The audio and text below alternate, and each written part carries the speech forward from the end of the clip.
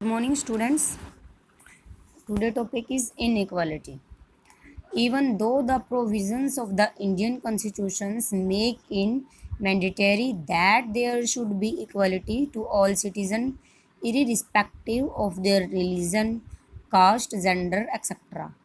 कि even though हालांकि हमारे जो कॉन्स्टिट्यूशंस में ये प्रोविज़न है, प्रावधान है कि सभी सिटीज़न के लिए ये अनिवार्य है कि सभी एक दूसरे का क्या करें, सिटीज़न इरिस्पेक्टिव ऑफ और देयर रिलीजन, किसी भी चीज़ की परवाह किए बिना, रिलीजन, कास्ट, जेंडर एक्सेट्रा, वो सब क्या है, समान हो। Inequalities do exist in real term, but हालांकि रियल टर्म में देखें कि हमारे समाज में क्या है, असमानताएं देखने को मिली है। इंडियन कॉन्स्टिट्यूशंस में तो ये प्रोविज़न दिया गया है कि सभी क्या है, इक्वल हों, चाहे वो धर्म के आधार पर हो, जाति के आधार पर हो या जेंडर के बेस पर हो। बट रियल टर्म में देखा जाए तो हमारे समाज में इनइक्वलिटी मौजूद है। Gender inequality, existence of unequal opportunity for males and females is called gender inequality, such as gender inequalities वो है जो अपॉर्चुनिटीज़ हैं मेल और फीमेल के लिए, जो मेल और फीमेल के जो अवसर हैं उनमें असमानता है। मीन्स कभी तो सन को ज़्यादा प्रेफरेंस देते हैं और गर्ल को प्रेफरेंस नहीं देते। जैसे इसने बताया है, प्रेफरेंस फॉर सन्स को ज़्यादा प्रेफरेंस देते हैं। Gender inequality in education, education में भी इनइक्वालिटी है, जैसे लड़कियों को कम पढ़ाया जाता है, लड़कों को ज़्यादा पढ़ाया जाता है। Gender inequalities in legal rights और all example of gender inequalities, ऐसा नहीं है कि ये हमारे समाज में इनइक्वालिटी है, थोड़ी बहुत हमारे कानून में भी इसके बारे में दिया गया है। इनइक्वालिटी कानून में भी बताई गई है और जो जेंडर इनइक्वालिटी का ही बड़ा एग्जाम्पल है। Inequality to backward classes, some of the backward classes, tribes and dalits face this unfortunate discriminations. जो बैकवर्ड क्लास हैं, जैसे ट्राइब्स हैं, दलित्स लोग हैं, उनको दुर्भाग्यपूर्णवश ये चीज़ फेस करनी पड़ रही है, विभेदात्मक की नीति को फेस करना पड़ रहा है। Indian constitutions, the constitutions of India encourage and protect equality in many way. जो इंडियन का कॉन्स्टिट्यूशन है वो एनकरेज करता है और प्रोटेक्ट करता है इक्वलिटीज़ को इन वेज में जो नीचे बताए गए हैं। The objective of our constitution as laid down in the preamble or the introductions of Indian constitutions are to provide justice, liberty, equality and fraternity to all citizens। जो हमारे संविधान का उद्देश्य है, हमारे संविधान की जो मेन भूमिका है, हमारे संविधान की जो प्रस्तावना है, उसमें ये प्रोवाइड किया गया है, बताया गया है कि सभी में क्या है, justice, liberty, equality and fraternity, means भाईचारे की भावना, समानता की, स्वतंत्रता की और न्याय की भावना ऑल सिटीजन के लिए क्या है, समान है, इक्वल है। Fundamental rights guaranteed to all citizen of basic freedom like right to freedom of religion, right to equality, right to freedom of speech etcetera. जो हमारे फंडामेंटल राइट्स हैं, जो मौलिक अधिकार हैं, उनमें भी ये चीज़ बताई गई है सभी सिटीजन के लिए।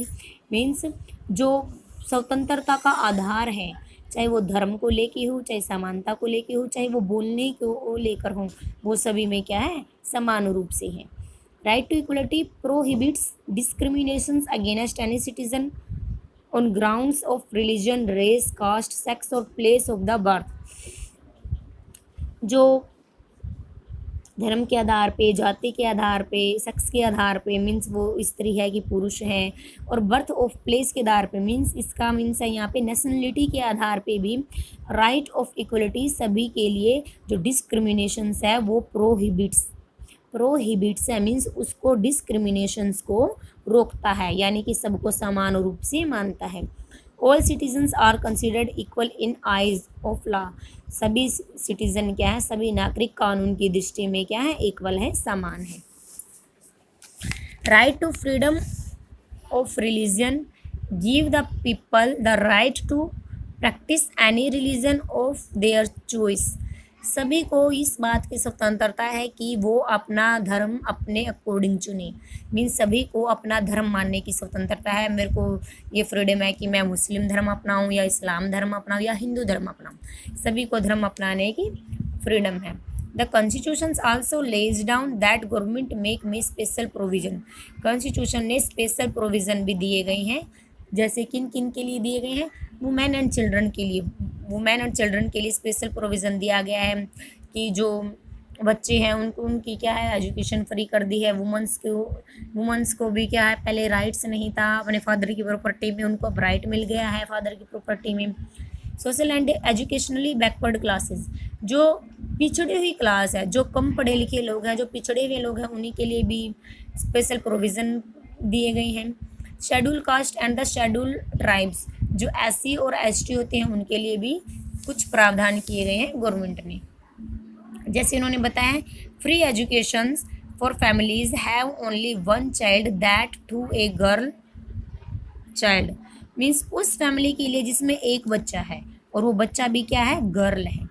In 2005, Union government announced that every girl from a single child family would be eligible for free education from class 6 to 12th in schools affiliated to CBSE। 2005 में यूनियन गवर्नमेंट ने ये अनाउंस कर दिया था कि जिस फैमिली में एक बच्चा है और वो गर्ल है उसके लिए एजुकेशन क्या होगी फ्री होगी। 6 to 12th तक की एजुकेशन उसके लिए फ्री होगी और वो जिस स्कूल में पढ़ाएंगे वो एफिलेटेड स्कूल भी हो सकता है। It was hoped that this step, और इस होप के लिए ये कदम उठाए गए। And the prejudice against having a girl child, means जो पक्षपात की नीति है गर्ल और बॉय की उसको ख़त्म किया जाए। Encourage the education of girls, girls में एजुकेशन को बढ़ावा मिले। प्रमोट बेटर सेक्स रेशो, जो अनुपात है लिंग अनुपात है, लड़के जैसे लड़के ज़्यादा हैं लड़कियाँ कम है, उनमें क्या है वो रेशो इक्वल हो सके। Discrimination in some form or the other exists in India even today. We all need to end evil of prejudice, stereotype and discrimination. जो डिस्क्रिमिनेशंस हैं वो हमारे समाज में इंडिया में आज भी देखने को मिल रहा है। वी ऑल नीडेड, हमें ज़रूरत है इन बुराइयों को, जो ये रूढ़िवादिता की बुराई है, स्टेरियोटाइप्स हैं, प्रीजुडियस है, इनकी बुराई को ख़त्म करने की हमारे समाज को आवश्यकता है। और ये किसने ख़त्म की थी? डॉक्टर भीमराव अंबेडकर ने सबसे पहले स्टेप्स उठाए थे। Doctor Bhimrao Ambedkar was the chairman of the drafting committee of the Indian Constitution.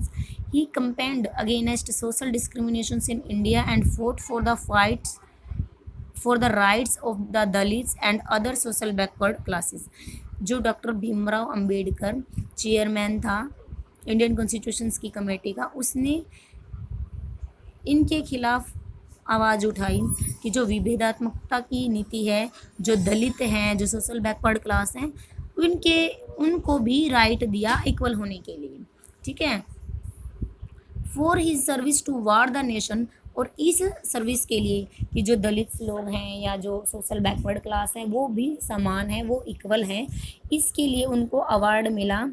He was पोस्टहुमसली means मरणोपरांत, मरने के बाद awarded India's highest civilian award मिला, मीन्स नागरिकता का अवार्ड मिला उसको, भारत रत्न अवार्ड मिला इन 1990 में।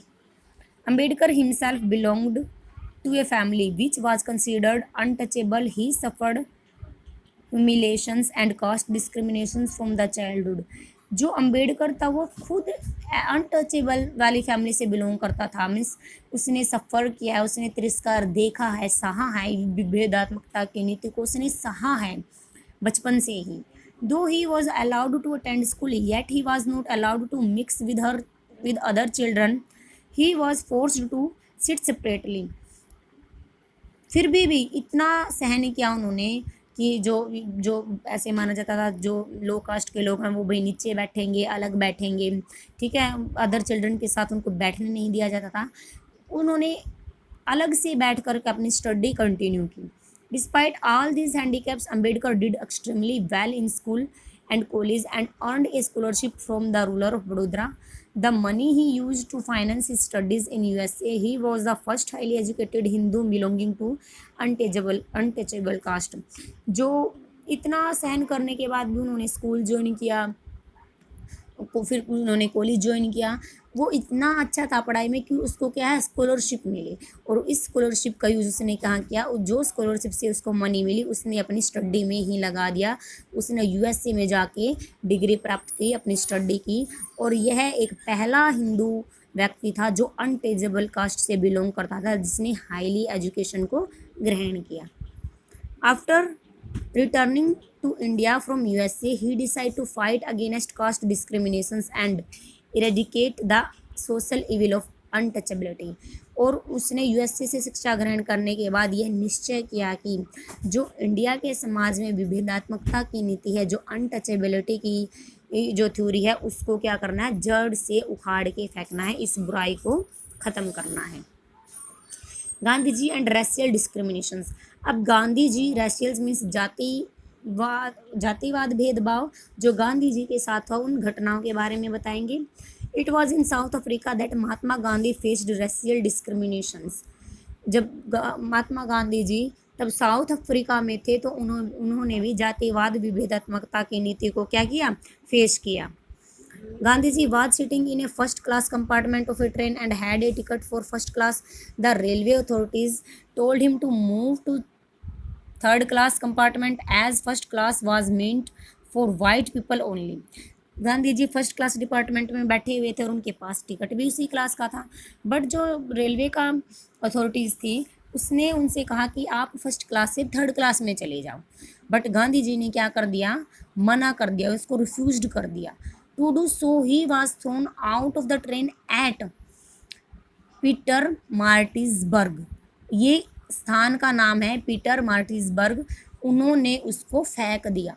गांधी जी ने मना कर दिया कि नहीं, मेरे पास टिकट भी इसी क्लास का, मैं बैठूंगा भी फर्स्ट क्लास में, बट ट्रेन के कर्मचारी ने कहा कि आप थर्ड क्लास में जाओ।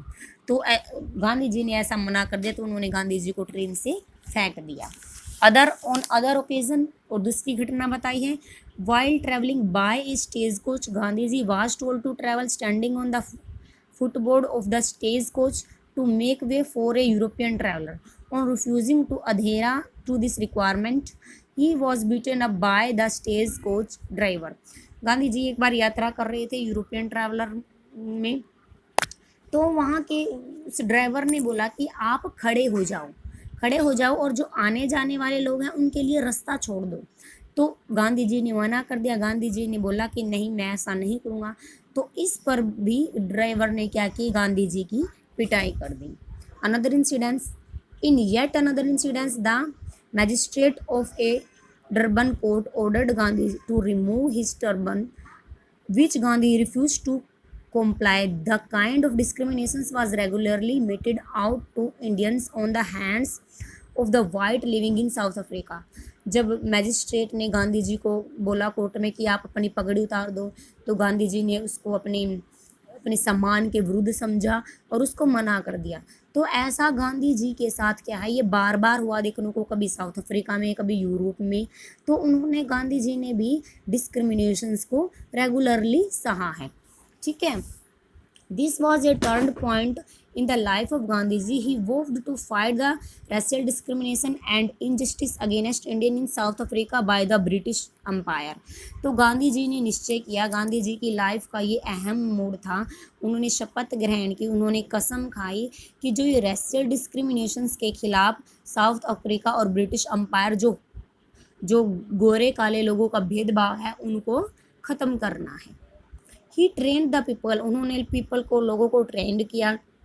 नॉन वायलेंस सत्याग्रह, उन्होंने अहिंसात्मक सत्याग्रह अपनाया, जिसमें इन्वॉल्व किया उन लोगों को जो peaceful violations of certain laws, जो कानून का उल्लंघन करेंगे, मीन्स उनके कानून को मानेंगे नहीं, बट शांति प्रिय से जो गिरफ्तार हुए लोग, हर्टेल एंड पीसफुल मार्च निकाले, उन्होंने हड़तालें की।